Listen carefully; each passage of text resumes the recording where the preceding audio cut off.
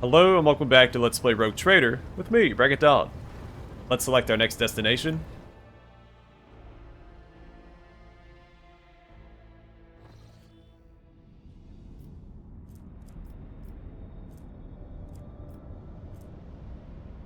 Well, we have no quest at Rykad Majoris, 1 quest here, and 3 quests at Rykad Minoris. I think we'll go here first, but I want to swing by the Thunderfang and see if we can get any new equipment first. Lord Captain, there's some commotion on the officer's deck. The Lady Navigator has left her quarters and is currently in the wardroom, where uninitiated crew members are shunning her in terror. Perhaps you should find out what has brought Cassia to the deck.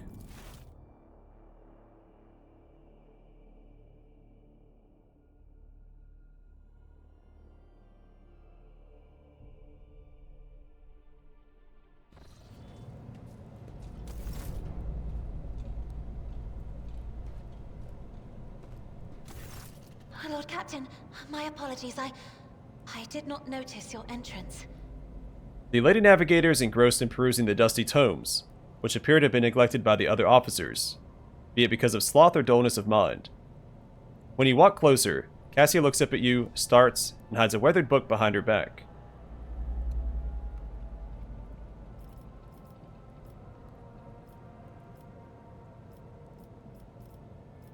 It is important to keep good relations with your navigator, so I think I'll go with option 1.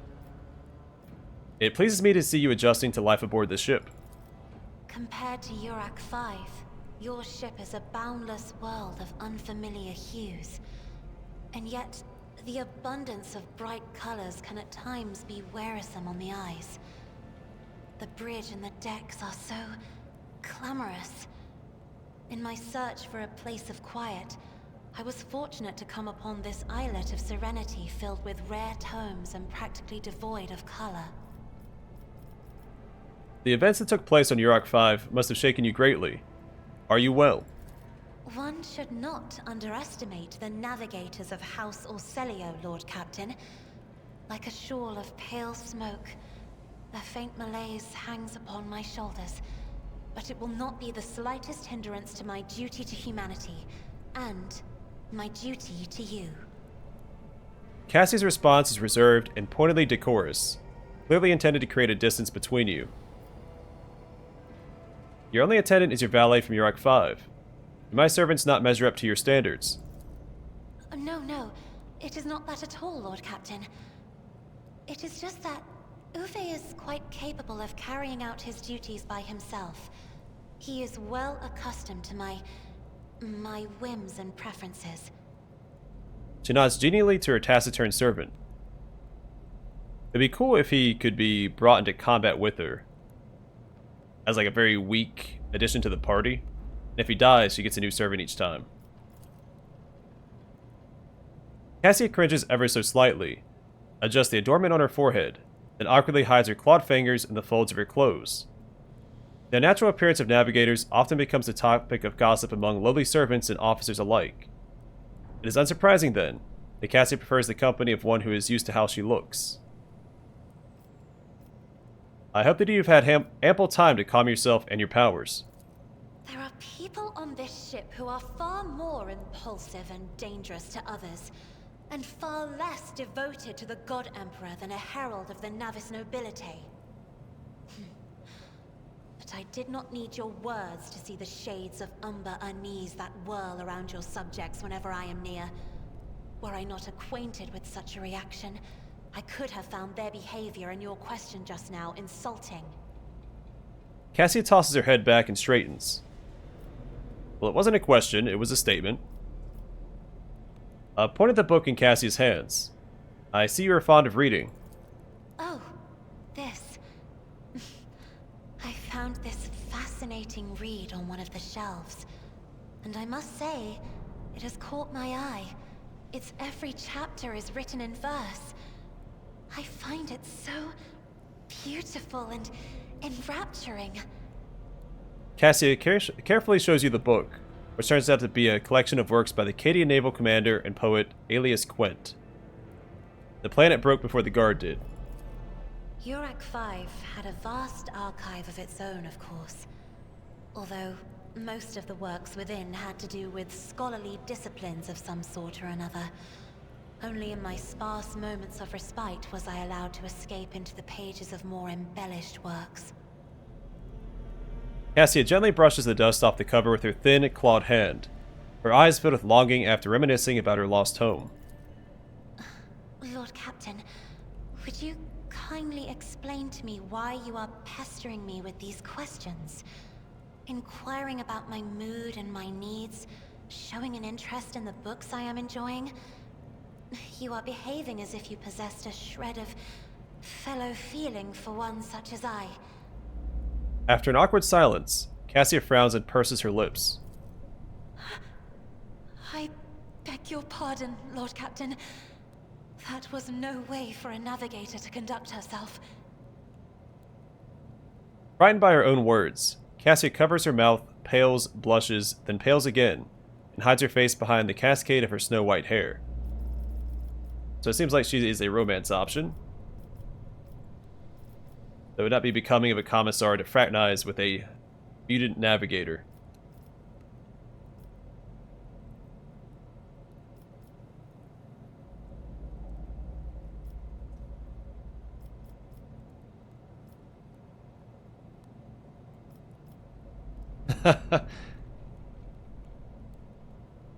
So I'm split between proper roleplay and trying to ensure that I get the good ending for all my companion quests. I don't know if this is tied to that or not, or if it's just tied to the romance. I'm going to say it anyway. Because I do have 3 planned playthroughs, we can always be more sympathetic, or even romancer in one of the future ones. But for now, option 4 it is. I don't feel good about this. It is indeed difficult for me to feel empathy for a mutant. However, the crew's well-being hinges on that of its navigator. Please forgive me. I cannot even understand myself right now. Your words and attention have reminded me of life on the station. Of Theobald and Felek. I do not understand. They were merely the keepers of Urak 5. So why do memories of those two make me feel a strange heaviness here? The primness of her expression cracks, revealing a great wariness beneath. She places a hand on her breastplate. At the same time, I find myself overwhelmed with new excitement and anticipation. At last, I have set foot outside my familiar walls, and into a world that I have only seen before in the pages of books. Your ship alone is a treasure trove of remarkable artifacts and curiosities. And just imagine the things that await beyond, but... my delight must seem childish to you, surely. In your heart, you must be finding all this quite amusing.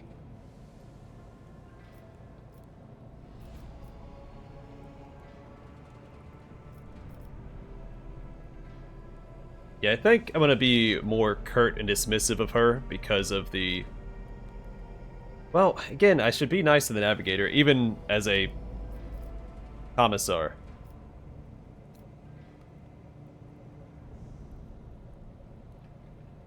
This actually isn't a bad response. I'm not in the habit of finding amusement at the expense of my people. Just remember to keep your emotions in check. Of your... whom? Ah, I see. You must already consider me part of your crew. Yes. Yes, of course, I shall strive to live up to your expectations, Lord Captain. And now I must excuse myself, for there are matters that I must see to in the Sanctum Navis. With an expression of courteous aloofness on her face, Cassia offers you a curt nod. I don't feel great about that conversation. I usually take the nicest route I can the first time I play through a game. But there are standards that need to be upheld.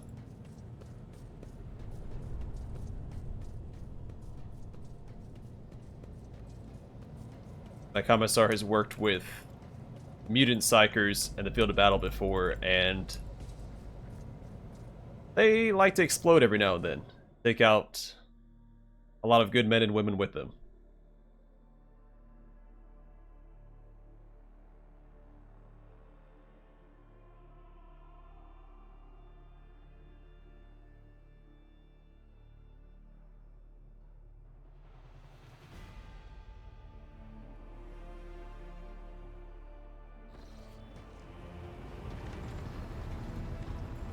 But do know that I don't feel great about that conversation. And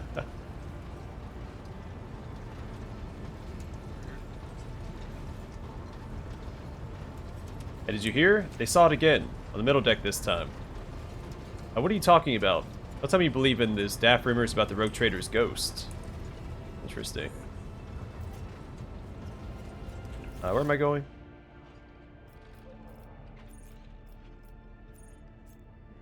Let's just go back to the map.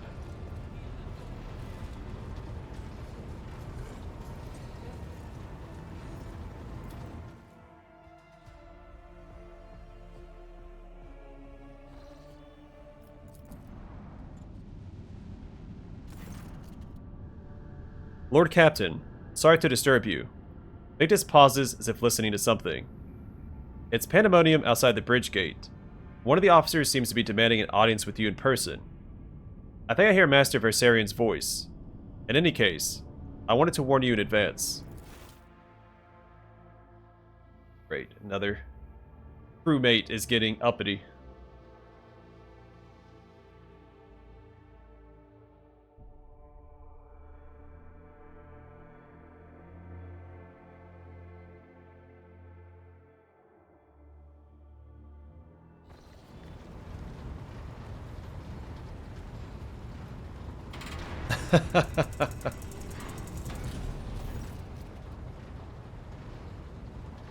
The everyday sounds of the bridge are disrupted by voices raised in anger. Abelard's voice the loudest of all. This is not the conduct of an officer. These are the antics of a highborn brat out on a lark. Explain yourself, Lieutenant. The young woman standing before Abelard strives with all her might not to quail under the onslaught of her superior's anger. She falters, but then manages to look him in the eye and say, I apologize, sir, but I must speak to the Lord Captain. Very well, Lieutenant. You may address the Lord Captain, not least because I see you have already seen fit to disturb him. Your unauthorized appearance on the bridge and display of belligerence toward a high-ranking officer will be logged on your personal file without delay.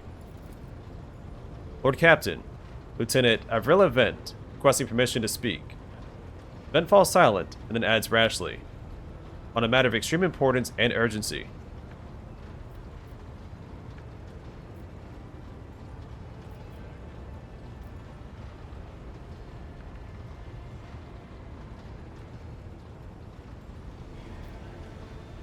You may speak, but I want to hear a report, not a shouting match. Oh, that was a comma. Having two officers bickering in full view of the bridge is unacceptable. I'm sorry, Lord Captain. I thought that drastic times called for drastic measures, Ben exclaims hotly. So I could have gone with the bottom option and had her punished, but we don't know why they're here. And you want to award boldness when it's taken for good reason. This matter cannot wait. Any minute now, an assault unit will be dispatched to the lower decks on orders to crush the workers' strike by any means necessary. But I'm convinced that this step is unwarranted, that the crisis itself was provoked by the actions of one of the senior officers. Ben is almost trembling with tension as she delivers her speech, her face extremely pale. Abelard, in no hurry to intervene, lets out a skeptical huff. I don't know why. We know that the senior officers had a role to play in Conrad's mutiny. Lord Captain, I urge you to investigate the actions of Seneschal Versarian and to intervene in what's happening on the lower decks, because very soon we'll have a mutiny or a massacre on our hands. Bent reels off the last words as though she knows them by heart. She has clearly been preparing to say them for some time. When she is finished, she casts an anxious glance at Abelard, then at you. There's an insurrection in the making aboard my ship, and no one has informed me. I would not deem it a problem worthy of the rogue trader's attention. The lower decks, as it so happens, are in revolt. 30-some years ago, we even had a revolutionary leader rise up who dared to establish workers' rule across the entire ship. It took a month to restore order, but even 8 years later, we are still battling rumors that the hero had survived his execution and was on the verge of gathering people to fight against tyranny once more. Abelard scoffs. Needless to say, the rumors were baseless. As for the current situation, we have sufficient enforcers to deal with it. But on this ship, the word that the Lord Captain carries more weight than a salvo from 100 bolters. I'm sure that if the rogue trader addresses the malcontents directly, he will quell the unrest. I dread to think what problem you will disturb the rogue trader with next. Perhaps you will ask the Lord Captain to break up brawls in the mess room. I've already given you the means to resolve this problem. You simply need to use them. If I may, your lordship, sending a hit squad to crush the rebellion is a means of ignoring the problem, not solving it. How did all this start? The situation could boil over at any minute, so I'll give you the condensed version. It all began when the enforcers found a cultist amulet on the body of someone who'd been killed in a drunken brawl. We reported it up the chain immediately, arranged for a cleansing rite to be performed, and opened an investigation. No heretics have been found alive, but the search has brought tensions between enforcers and workers to a head. Where does Seneschal Versarion come into all this? I shall explain, Abelard intones grimly. I beg you to hurry. Time is running out. I will not hurry. Since my competence is under scrutiny, I shall speak for as long as I see fit. There is an established order to the way things are done on this ship, and one of the pillars of that system is the rogue trader's attention is not distracted by trivial matters. It is the Seneschal's role to ensure that... I keep thinking these are commas. I've always handled internal problems myself, so of course, when I received information about cultists hiding on the lower decks, I took the matter in hand. So long as I live, not one of the vermin who murdered Theodora von Valancius will find refuge on her ship. You are far too heavy-handed, Seneschal Versarion. Arrests, interrogations, mass punishments for entire sectors.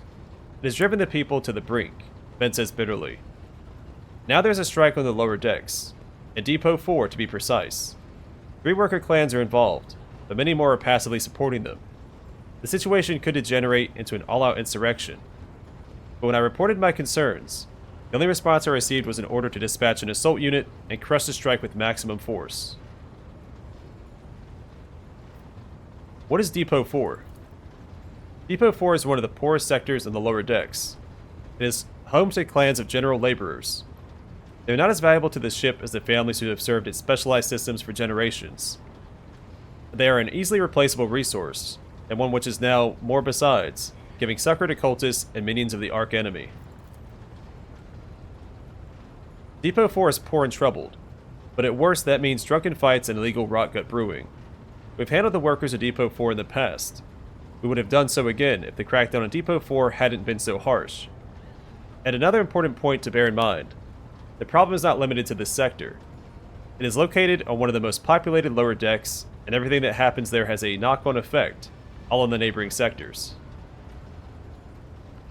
Abelard, what do you have to say to all this? I see no need to add anything. I acted with the remit of my authority, guided exclusively by the best interests of your protectorate and your personal safety. If you wish to confirm the rectitude of my actions for yourself, I have no objections. For my part, I urge the Lord Captain to go down to the lower decks, stop the assault unit, and speak directly to the people. You'll see that they are not lying or harboring heretics. That way, you'll stop the uprising before it begins.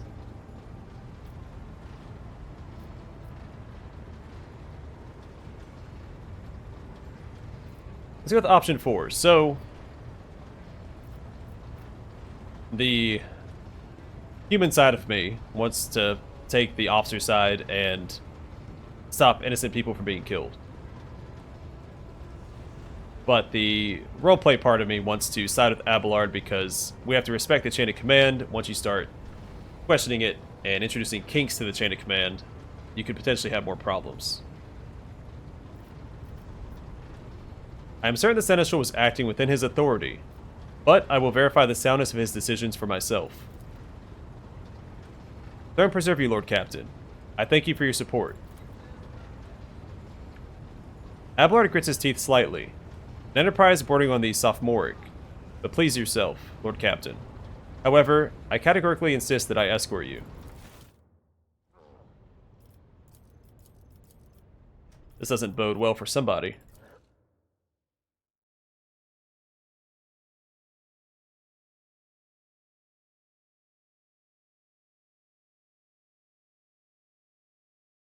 And I was trying to support Abelard there.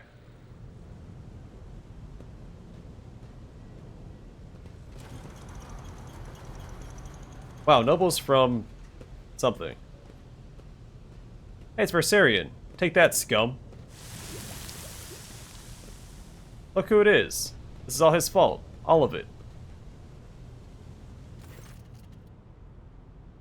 Abelard reflexively wipes the sweat from his brow in a startling human gesture, and a telling one. A rare moment where he allows his age and wariness to show through his armor-like veneer of self-assurance. The lower decks are a source of endless problems. Sometimes I dearly regret that we cannot replace all the locals with servitors. That's odd coming from an iconoclast.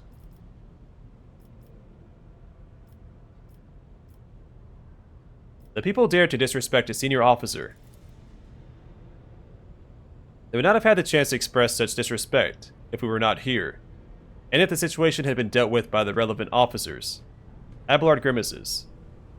It is the junior officer's worst failing, to pass problems up the chain of command. I have never been able to abide it. I shall say it again. It was a mistake to come here on Lieutenant Vent's whim, Lord Captain. I must admit that the lieutenant is by no means the worst material for an officer, Abelard adds peevishly. But in the name of Terra, the girl's the same age as my eldest great-granddaughter. She has the gall to tell me how to manage the lower decks and hunt down cultists. It'll be another 20 years at least before she can be trusted to act without oversight. Did you hear? They were shouting your name. Of course they were. The organization of the daily routine life of this ship rests upon my shoulders. The mountain of challenges and problems from which I endeavor to insulate you, Lord Captain. The situation on the lower decks has been a cause for concern, and I've intervened personally on more than one occasion. That must be why they remember me. They do not know your face. To them, you're akin to a creature of legend, one who stood on the steps of the Golden Throne no less. Whereas I am the man whose name is attached to every order docking rations or lowering a bay's heating. Let's keep moving. We need to get to the bottom of this. Oh wow, nobles from the upper decks, down here to see us. Something resembling a nest made out of thermal insulation material. This must be where the workers sleep between shifts.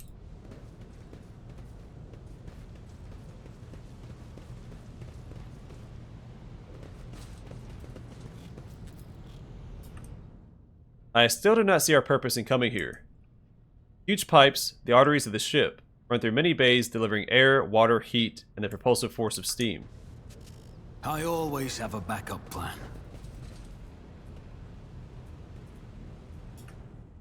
Relax, old man. Going for a stroll on the lower decks every once in a while is good for you. Lets you see how the simple folk live. I always keep my options open. My rogue trader used to hoof it in the trenches with the everyday soldiers of the Imperium, so... Over there!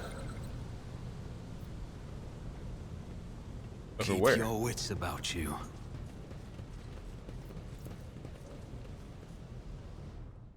A container can be seen beyond the massive bars. Perhaps examining the pipe will allow you to reach it.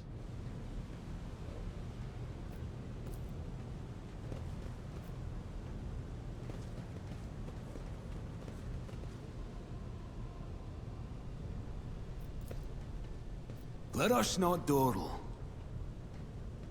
That must be what we perceived.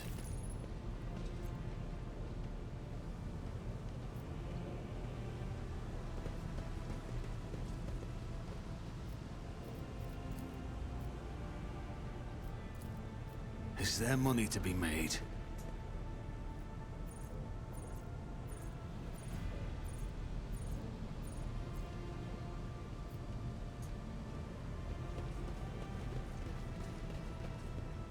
I'll see a way to force myself into combat so I can shoot this valve and maybe blow the pipe up.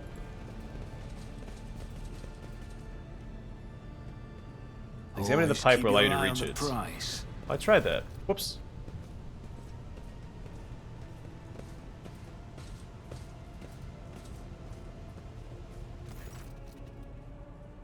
The sounds of a heated discussion reverberate through the ship's bays. Lieutenant Avrilla Vent of the ship's enforcers is barring the path of a heavily built assault unit officer, and judging by their expressions and tone, The standoff has dragged on for some time already, has now reached boiling point. I have my orders. Put an end to the unrest and purge this sector. Also, it should be a boiling point. Or the boiling point. You can take your orders and shove them. This is my deck and my sector. There are only 3 people who can waltz in here without my express permission. The first officer, the rogue trader, and the Emperor himself. So now all my lessons fall on deaf ears. Abelard mutters in a crabby approval. He does not clarify whether he means Lieutenant Vent, the officer looming over her, or both. Your Lordship. Noticing you, the 2 junior officers snap to attention and salute, their subordinates following suit a moment later.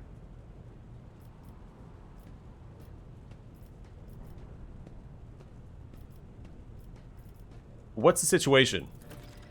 Your Lordship, my people have locked down the bay where the strikers are, including their leaders. We have the situation under control as far as resources allow. We encountered some locals on our way here. Their conduct was outrageous. They even tried to throw things at us. Vent paled slightly. The people are getting desperate, clearly. They saw the assault unit and they decided they had nothing left to lose. I mean, I apologize, Lord Captain. It is outrageous. I'm sure the people simply didn't recognize you. It wouldn't have occurred otherwise. We will deal with them once the current situation is resolved. I want to speak to the strikers. Abelard's mouth twists, but he restrains himself and says nothing. Right you are, Lord Captain. Allow me to wish you good luck. Hope gleams in the Lieutenant Vent's eyes. I always have Before we do that, though, I do want to backtrack to this pipe. It's caught my attention. There's also this door.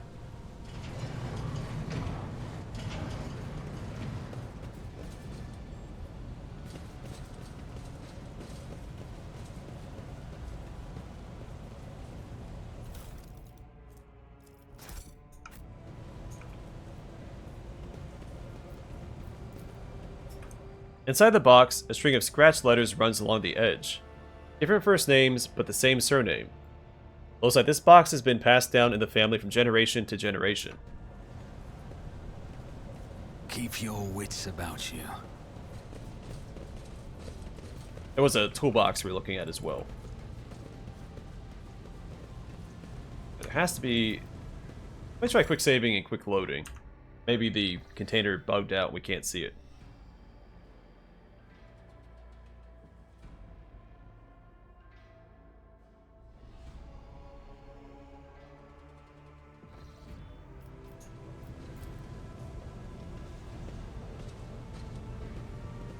Let us not dawdle. Yeah, I can't interact with it, so hopefully it's nothing super useful.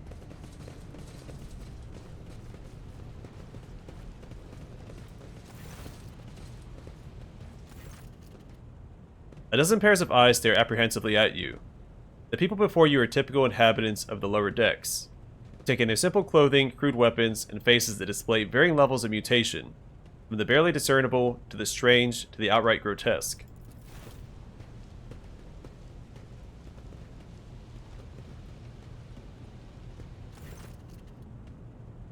A whisper passes through the crowd, and you detect a mixture of fear, astonishment, and joy in their reactions.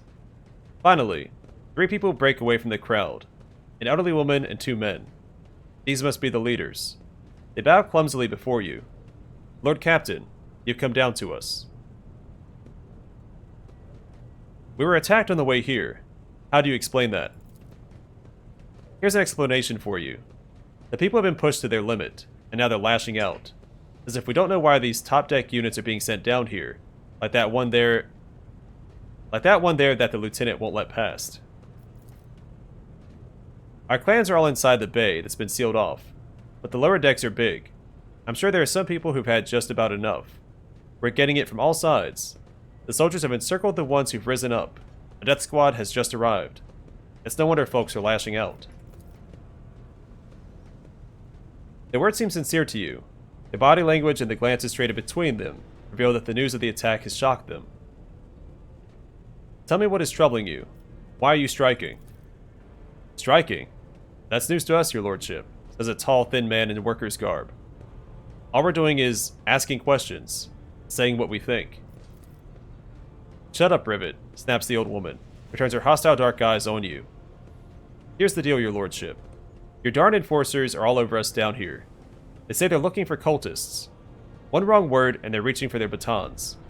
If they want to punish someone, they turn off the heating to whole base for a week at a time. So we get sick and freeze. In my clan, 2 little ones died from inflammation in their lungs, all because of those enforcers. The old woman spits on the floor and rubs at the spittle with the toe of her worn-out shoe. Argenta does not interrupt the workers, but you see the sadness well in her eyes when the children's deaths are mentioned. She quietly whispers a requiem prayer and makes a sign over herself. It's all true. Ben is the only enforcer officer who stood up for us. It's clear as day who had a mother from the lower decks, and who grew up amidship, and has no feeling left toward us. The grim man with the scarred face throws up his arms. Your lordship, we're no villains here. We're honest workers, your servants. We've plotted no disorder. We went on strike openly. Now we've got guns pointed at us. All we're doing is asking to be allowed to work in peace, without being harassed.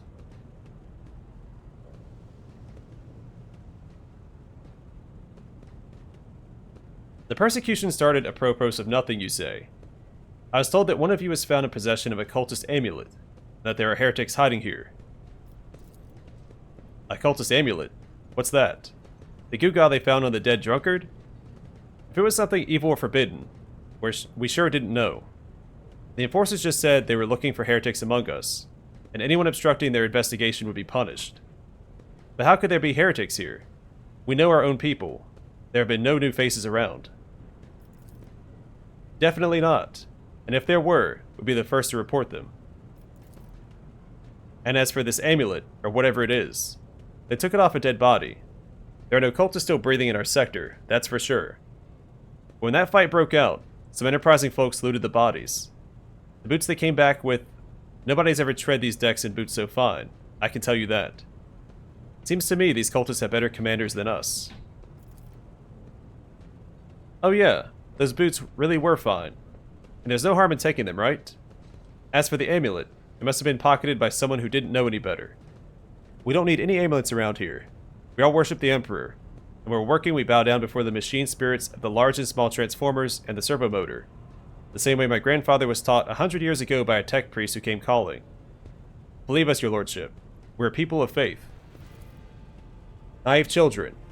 Weren't you taught from an early age about the dangers of the Arch-Enemy's creations? Weren't you warned that any unfamiliar object could be one of them? We were told, Holy Sister, but it was long ago. Last time we saw a confessor in our sector, it was just after I'd had my 3rd little one. That is regrettable, but you cannot lay the burden of leading a righteous life on the shoulders of the Holy Fathers. Who will you blame when beasts crawl out of those amulets you stole from the heretics? The Holy Father who is not there, or the scavenger who brought evil down on himself and his neighbors? Abelard, do you have anything to add? I authorize the use of all necessary measures to locate Chaos Worshippers hiding in this sector.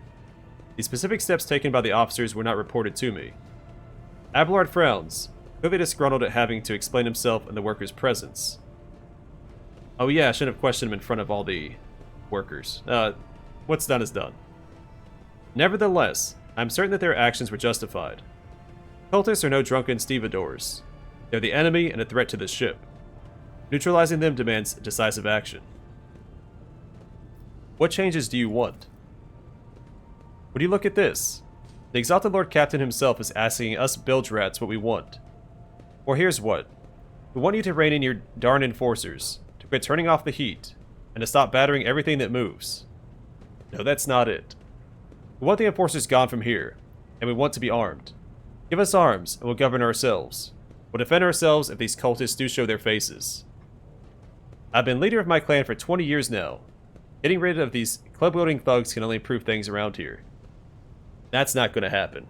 I know how heresy starts. You've gone too far, old man.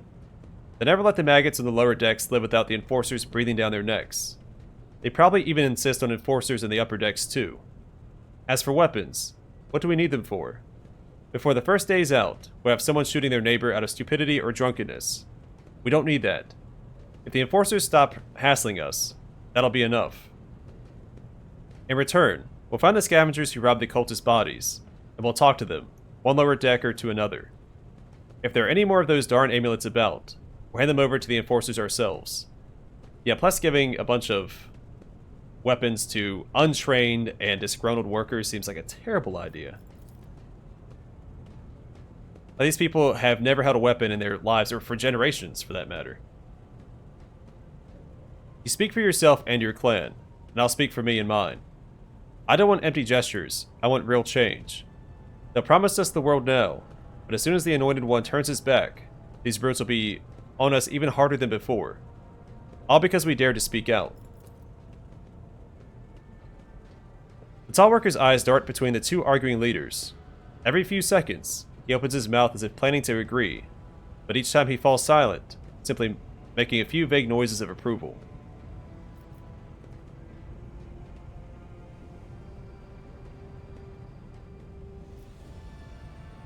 Okay, that's basically what I was saying. Thoughts, Abelard? The story about going scavenging for boots and accidentally picking up a heretical amulet doesn't convince me. These people were moments away from rebelling, and possibly becoming minions of the Arch-Enemy. We must not give them what they want. Even if they did acquire something innocently, purely out of their own stupidity, that does not mean they are not tainted with corruption. That's also true.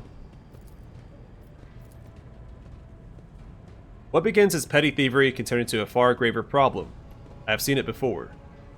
Abelard's face darkens momentarily. In my second war, there was a sergeant in the Imperial Guard regiment that was stationed nearby. The sergeant took an ordinary pocket knife from the body of a heretic. His whole unit lost their lives for it.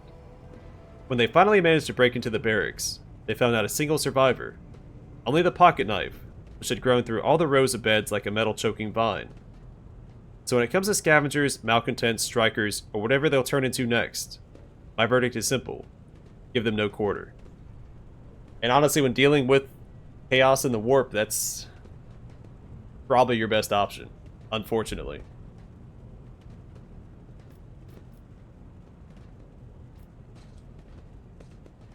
We're not going to pull the enforcers from this sector, because we don't know if the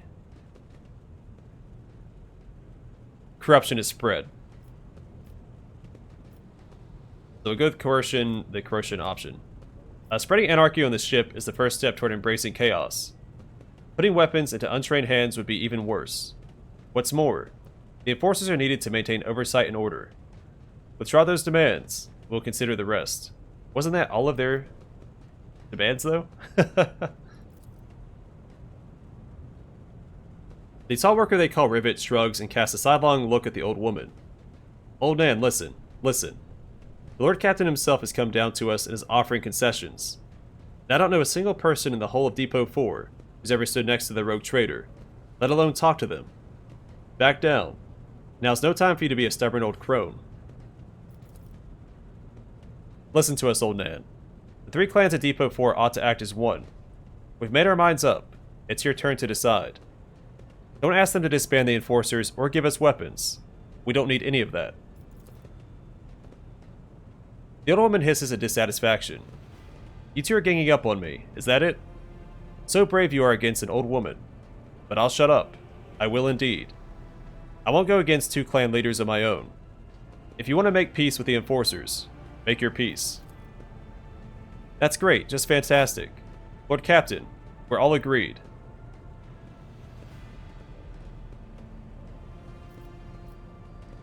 Then it's decided. The persecution will stop. Now I expect you to assist in locating any remaining amulets or weapons left by the cultists. Your lordship, thank you. You've not abandoned us lower deckers. You came yourself and settled everything. I'll tell my grandchildren about this. Of course, your lordship. We'll root out any nasty business faster than the enforcers, and we'll leave no stone unturned. This is complete bedlam. Are you satisfied, Lord Captain? Then may I suggest we leave this circus and discuss everything en route. I always keep my options open. Plus, it does not hurt to have extra eyes down here, because not even the enforcers can see everything that happens in the lower decks. because these ships are massive. Is there money to be made?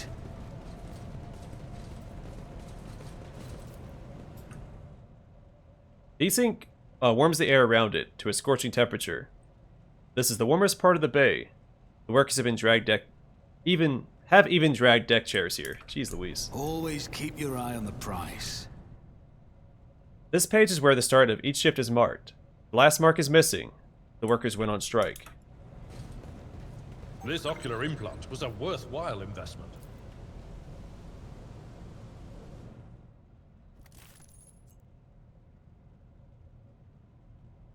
Interesting. The gauge shows that the steam pressure in this pipe is close to the maximum. However, it does not reach the bars at the other end. Interesting.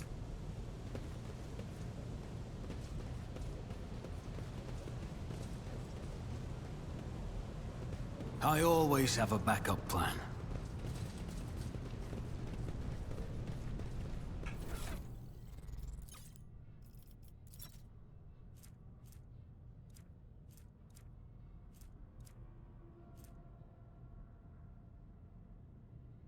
Alright, so we received this from Uwe back on Uruk 5, and I didn't get a chance to read it. So when he spoke to him and it said, oh, his tongue is cut out, he gave us this rough, bloody sketch. A crumpled sheet of paper with the drawing of a tall woman and a dark-eyed monster, painted with fresh blood.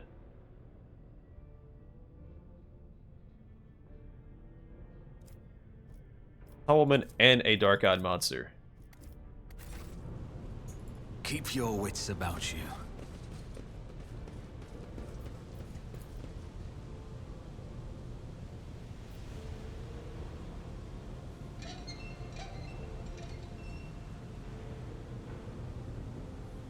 Alright, so we can interact with the valves. Rise to the top, or get left in the dust. So it looks like we have a puzzle here. So I think I'm going to call it here, and next time we'll try and solve this valve puzzle, if there is one, and then continue our journey to Thunderfang.